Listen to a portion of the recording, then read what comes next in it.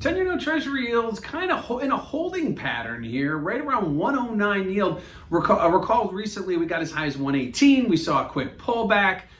Equities are making new highs. We're seeing volatility start to rise in other FX areas, but we're not seeing that in the Treasury complex. We're seeing a very steady trade. Again, the Treasury market can be very stubborn. We saw it over the summer in a locked range. We saw it in the leading up to year end. We saw us in a range, and now we're in a new range.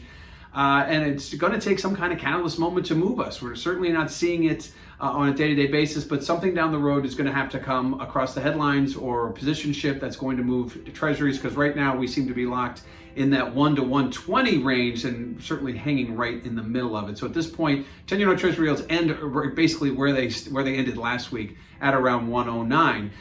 Looking at volatility, volatility's been taking a nosedive here. Given the uncertainties that we see out the curve and out the calendar, you would expect to see volatility maybe nudging a little bit higher or maybe even staying flat. But we're heading lower here. Maybe some of the news coming up is expected.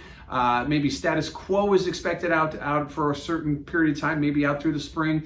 But ultimately, I think with the Fed staying involved with their purchasing programs, that is one of the main reasons why volatility will continue to go lower. And lastly, what do we have next week? Well, we've got GDP for fourth quarter. We'll continue to watch those claims. We have confidence, but ultimately the week is going to be about FOMC. What will the Fed say?